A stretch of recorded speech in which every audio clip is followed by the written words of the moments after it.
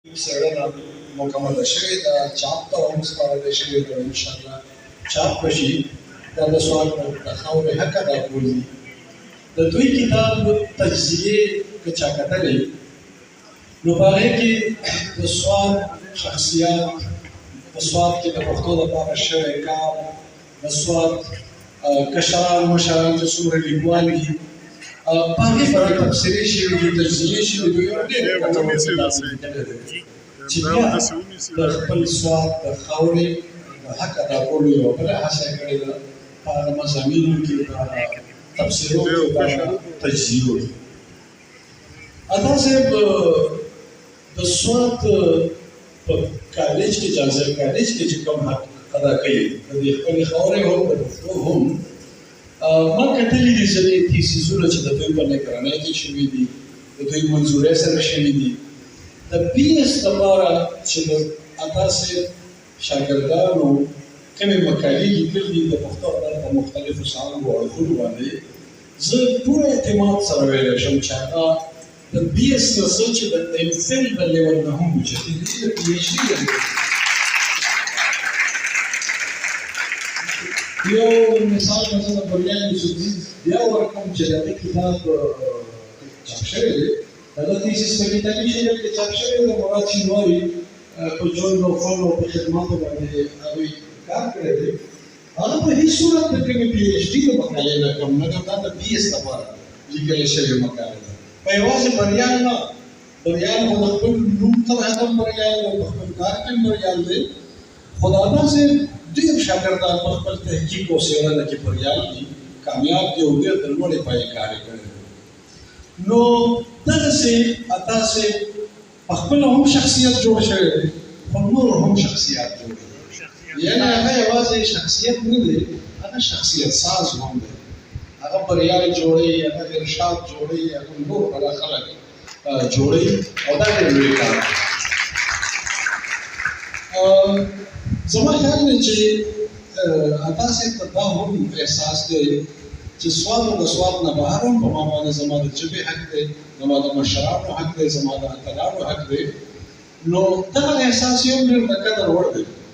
د پي ایچ ډي لپاره چې هغوی کومه موضوع ټاکلې ده، دا د سواد نه بهر ده. د طاهر افریدي صاحب په افسانو کې ریالیزم باندې دوی خپله ډاکټري کړې ده، پي ایچ ډي کړې ده، او کتابي شکل کې چاپ ده. د کمال کار یې کړی دی، بلکې اول دا جرأت عطا صاحب څنګه کړی دی چې په ریالیزم باندې کار وکړي. طاهر صاحب، طاهر افریدي په افسانو کې ریالیزم، د ریالیزم د یو تحریک نوم دی چې د فرانس نه شروع شوی دی او په رشیا او په ځینې هغه هېوادونو کې چې هلته کې حقیقت نګارۍ ته په ادب کې وده ورکولو هلته یې ترقي کړې ده. او د دې ریالیزم نه ترقي پسند تحریک راوتی دی، او ترقي پسند تحریک بیا په ټول ادب خور دی، زموږ په پښتو کې هم او په هند کې هم.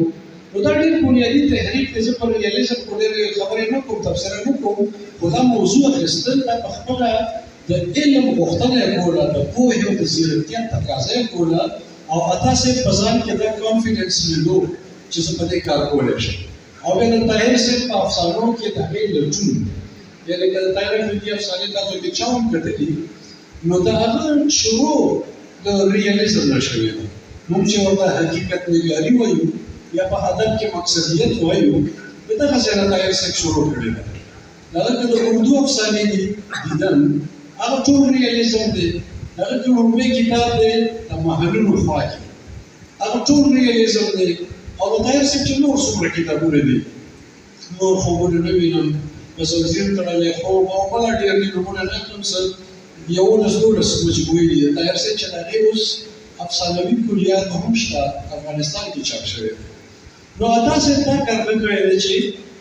د سواد نه بهر یو ډېر حقدار لیکوال، یو ډېر لوی افسانه نګار په پي ایچ ډي کړی. او بیا مجموعي هم د پښتو، خو زموږ د ټولو پښتنو ژبه ده،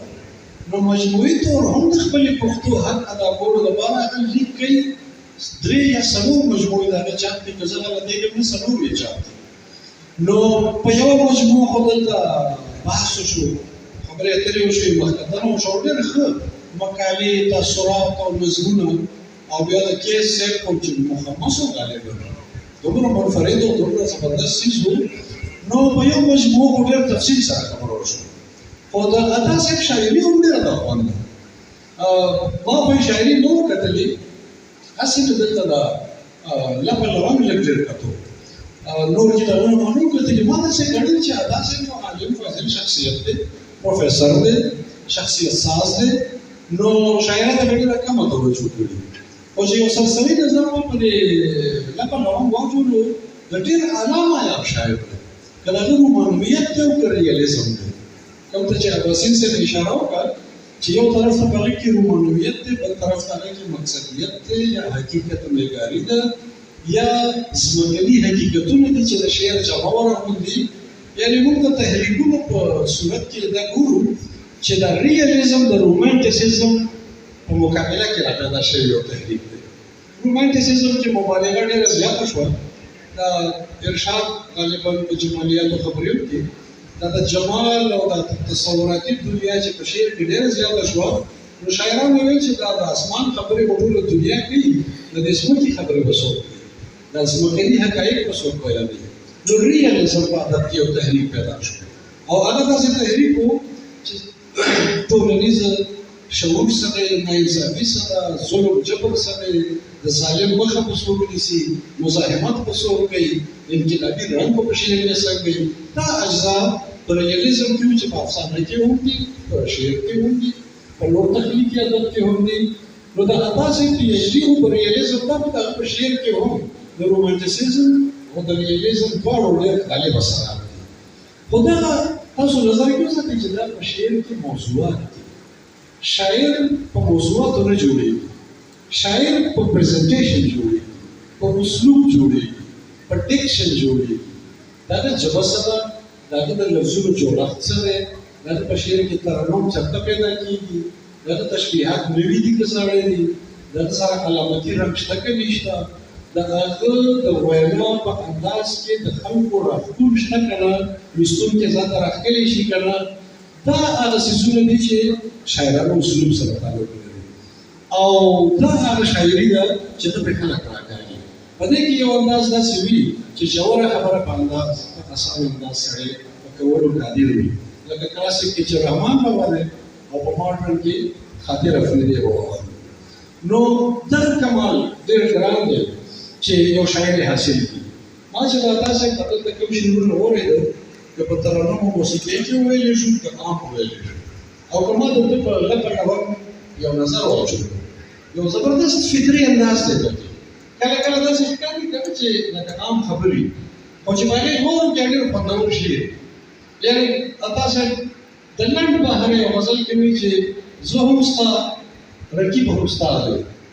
جانانه اداکار زه هم ستا رقیب هم ستا دی جانانه اداکار اوس دا ښکاري داسې ساده خبرې خو ورپسې شعر چې بیا عطا صاحب په دې غزل کې ویلی دی راوایي چې ستا خبرې ستا په شونډو که نغمه وځي له تاره ستا خبرې ستا په شونډو که نغمه وځي له تاره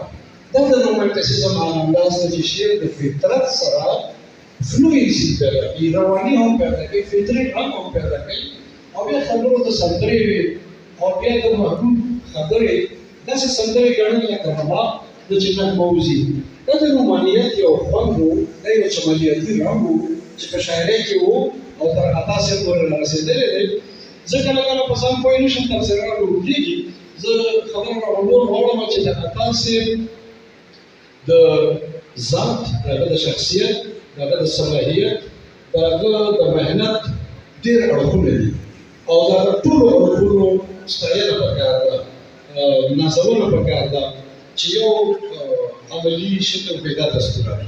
چې موږ عطا صاحب نازو موږ هغه ته درناوی ورکړو موږ هغه ته ټول کتابونه مخاطبه کړو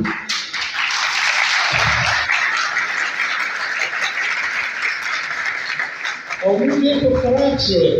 دا تسلیموو چې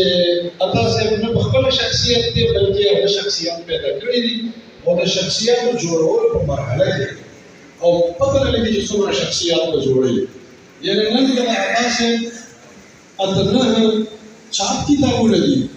نو په شرګونو دغه ژوندي کتابونه دي ژوندي کتابونه د شاګردانو دغه شاګردان چې په پښتو کې څه هم لیکي په دې کې برکات د عطا صاحب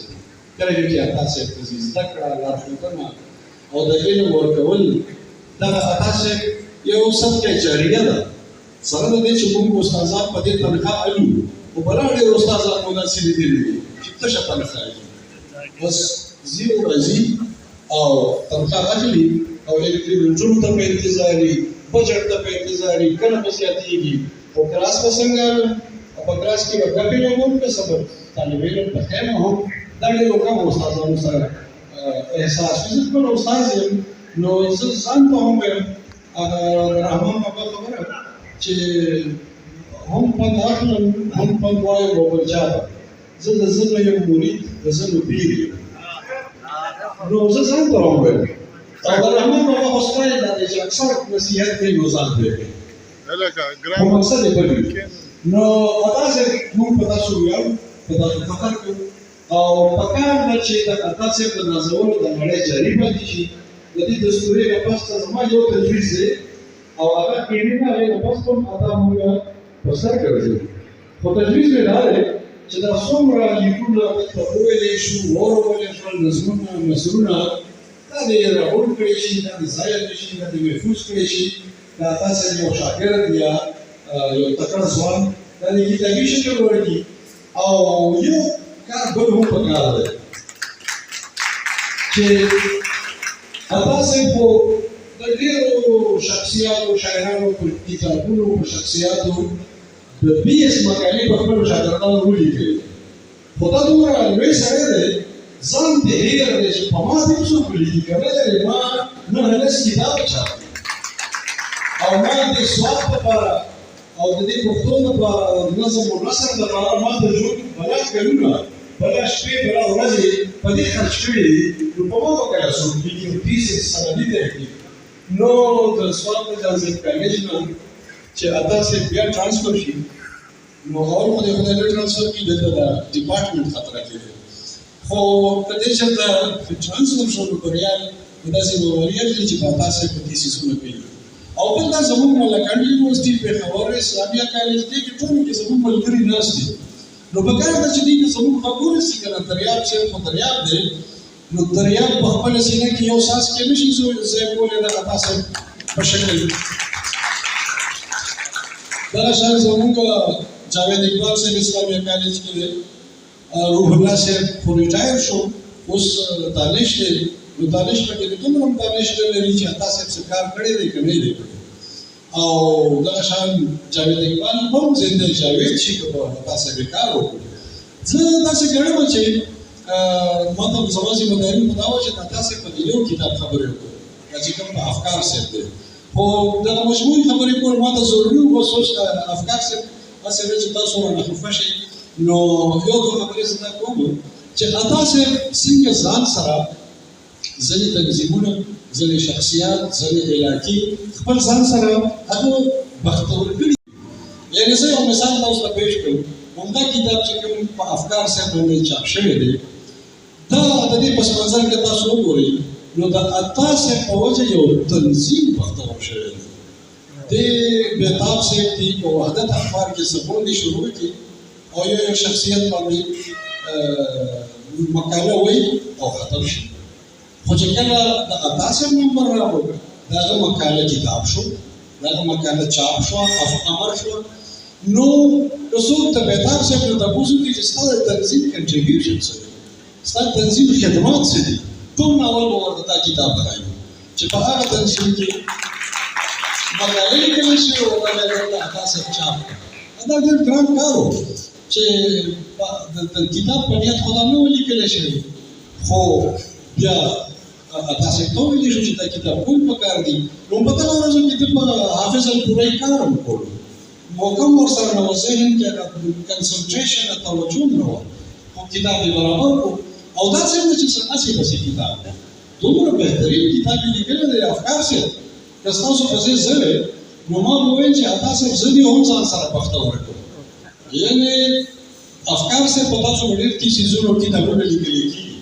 سارا بیبي هم په تاسو کتاب لیکلی دی او چاپ کړی دی خو د عطا صاحب د کتاب سره زه داسې ګڼم چې افکار صاحب تاسو هم بختور شوی دا تاسو دپاره مې اعزاز دی او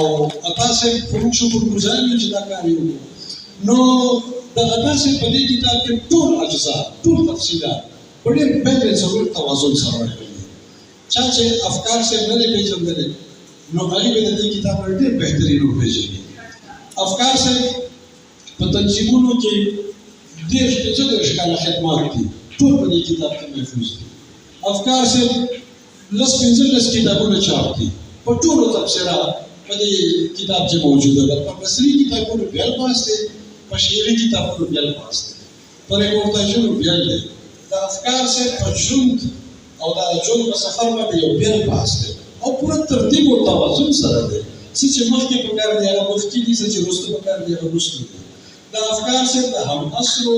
د نږدې ملګرو مشرانو کشرانو تاثرات پکې بیا یو بحث دی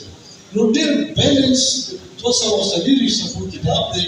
خو دا ما داسې ښکاري چې د 100 صفحو کتاب دی د افکار صاحب چې هر څومره کتابونه دې نه پس لیکلي کېږي بنیادي حواله به بنیادي ریفرنس به بنیادي لارښود به دا عطا صاحب او دغه کتاب دی پکار ده چې موږ د عطا صاحب د لمانځلو څلور سوچ په نور بندوبست